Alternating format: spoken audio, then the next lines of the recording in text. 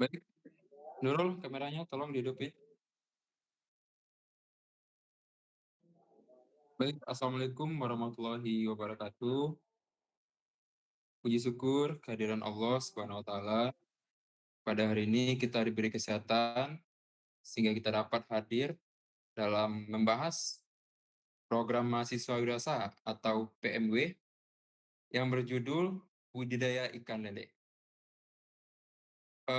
PMW kami ini beranggotakan 4 orang, yaitu Ketua Yohan Novendra dengan NIM 24087209, anggota 1 Irfan Muhammad Melji dengan NIM 24087173, anggota ketiga Nurul Kasimah Daulay dengan NIM 24087195, dan anggota keempat dengan nama Airo Finoris Hendro dengan NIM 24233001. Nah,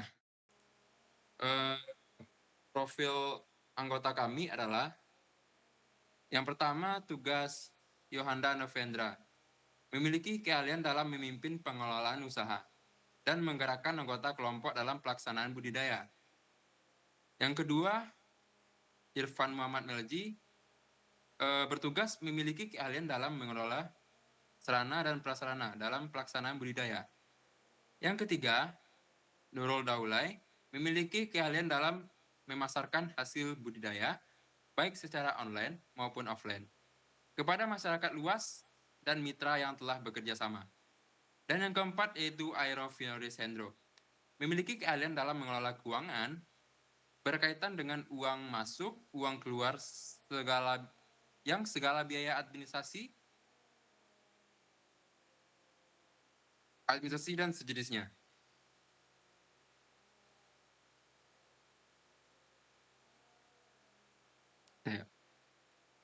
Baik, langsung saja kita memasuki materi yang pertama, yaitu pendahuluan yang akan dibacakan oleh Yohan. Baik, Yohan, dipersilahkan. baik, terima kasih moderator. Baik, saya di sini akan menjelaskan mengenai pendahuluan dalam budidaya ikan lele. Yaitu Indonesia memiliki potensi yang besar dalam sektor perikanan, khususnya budidaya ikan lele yang populer dan terjangkau. Ikan lele kaya akan gizi seperti protein dan omega 3-nya, sehingga permintaan pasar terus meningkat. Seiring dengan perkembangan zaman, sektor perikanan memasuki era digital, di mana teknologi berperan penting dalam meningkatkan efisiensi dan produktivitas. Kami mengusulkan inovasi budidaya ikan lele ini dengan menggunakan galon bekas sebagai wadah. Metode ini menghemat biaya dan cocok untuk lahan yang terbatas, terutama di perkotaan. Selain itu, teknologi digital akan digunakan untuk membantu kualitas air dan kondisi ikan secara real time, meningkatkan efisiensi operasional. Pemasaran produk ikan lele juga akan memanfaatkan platform digital untuk memperluas pasar. Dengan dukungan pendanaan, kami berharap usaha ini dapat berkembang, memberikan manfaat bagi masyarakat, serta membuat lapangan pekerjaan di bidang perikanan dan teknologi. Nah, di sini ada potensi dan manfaat budidaya ikan lele. Budidaya ikan lele ini memiliki potensi besar karena permintaan pasar yang tinggi, waktu panen yang cepat yaitu sekitaran 2-4 bulan, serta kemudahan dalam budidaya yang dapat dilakukan di lahan yang terbatas. Ikan lele juga tahan terhadap berbagai kondisi lingkungan dan memiliki peluang ekspor yang menjanjikan. Manfaat budidaya ikan lele meliputi peningkatan ekonomi masyarakat melalui penciptaan lapangan pekerjaan dan penyediaan sumber protein terjangkau. Selain itu, budidaya lele dapat mendiversifikasi pangan lokal dan dilakukan secara ramah lingkungan dengan pengelolaan yang tepat. Saya kembalikan kepada moderator. Baik, terima kasih Yohan atas penjelasannya atau pemateri 1. Selanjutnya yaitu pemilihan lokasi budidaya. Materi ini akan disampaikan oleh pemateri 2, yaitu Airo Finoris Hendro. Kepada Airo, disilakan. Selanjutnya, pemilihan lokasi budidaya.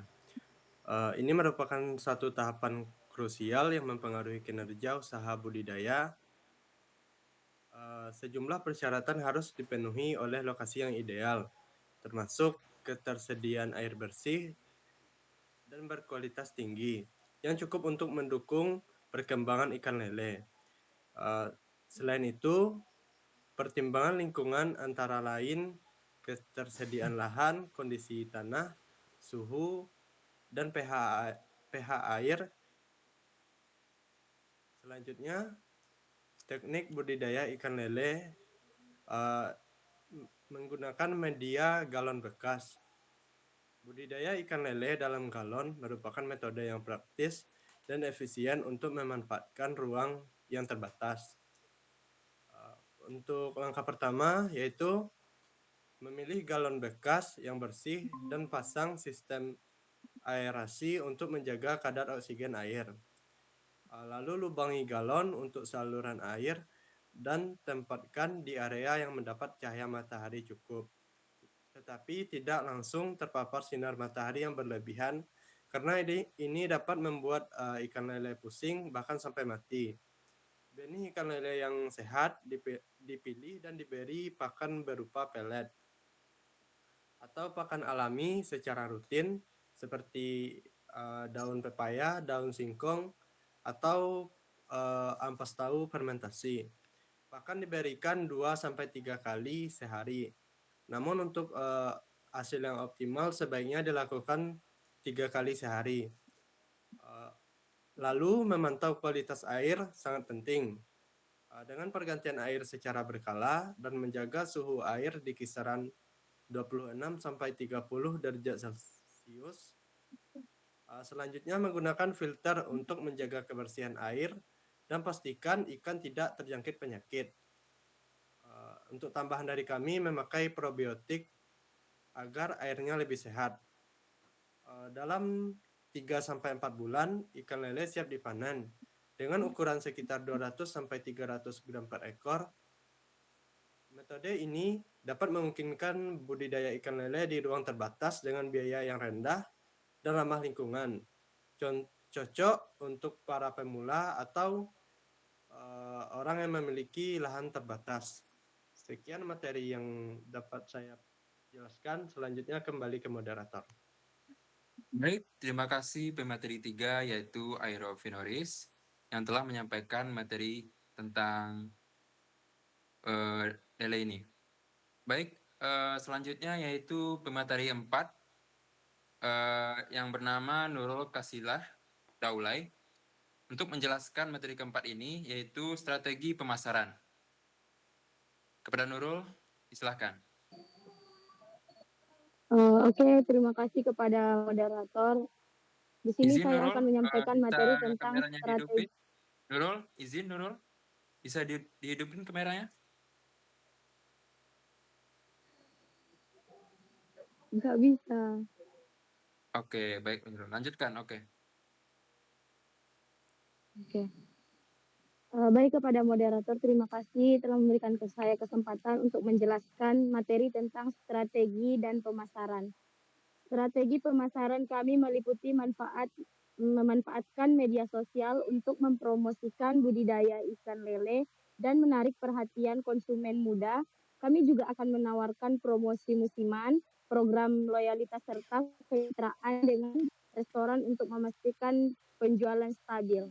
Selain itu, edukasi kepada konsumen tentang manfaat ikan lele saat sehat akan dilakukan melalui konten digital dan kolaborasi dengan kampus atau komunitas lokal. Semua ini bertujuan untuk membangun hubungan jangka panjang dengan pelanggan dan mitra bisnis. Dan selanjutnya ada manajemen kualitas air. Karena kondisi air yang ideal mempunyai dampak yang signifikan terhadap perkembangan, kesehatan, dan produktivitas ikan, suhu pH, oksigen larut, ammonia, nitrit merupakan faktor penting yang perlu diperhatikan dan mencegah penumpukan dan pencemaran kolam. Dan ini bertujuan untuk kualitas air yang baik dapat dipertahankan dengan baik. Sekian dari saya kembalikan kepada moderator.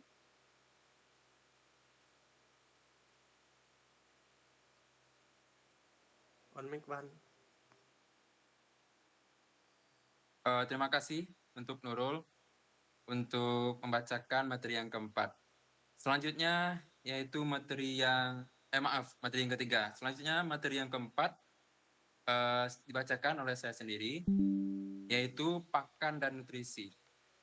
Komponen utama yang mendukung pertumbuhan dan kesejahteraan ikan yang dipelihara dalam budidaya adalah pakan yang nutrisi, tergantung pada jenis dan tahap pertumbuhan ikan. Pakan harus memenuhi semua kebutuhan nutrisi, termasuk protein, lemak, karbohidrat, vitamin, dan mineral. Nah, usus ayam, cacing, maggot, larva, serangga merupakan contoh pakan alami. Nah, selanjutnya pakan buatan tersedia dalam bentuk pelet yang disiapkan dengan cermat. Agar tidak dapat tumbuh seefisien mungkin, pengelolaan pakan juga penting. Ini berarti memberi ikan jumlah, waktu, dan frekuensi makanan yang tepat. Selanjutnya, kesimpulan kita dapat pada presentasi hari ini adalah budidaya ikan lele berpotensi meningkatkan kesejahteraan ekonomi, menjamin ketahanan pangan, dan menjaga kelestarian sumber daya perikanan. Hasil budidaya dapat disesuaikan untuk memenuhi permintaan pasar lokal dan ekspor dengan memilih lokasi yang ideal. Menggunakan teknik budidaya yang sesuai, mengelola kualitas air dengan baik, dan menyediakan pakan berkualitas tinggi. Baik, mungkin itu saja dari materi yang dapat kami sampaikan. Sebentar, ada tambahan dari saya. Kenapa harus ikan lele? Yang pertama yaitu ada mudah dibudidayakan. Yang pertama, lele dapat hidup di berbagai kondisi air, termasuk yang kurang ideal. Dan yang kedua, tidak membutuhkan lahan yang luas. Bisa menggunakan kolam terpal, beton, atau tanah.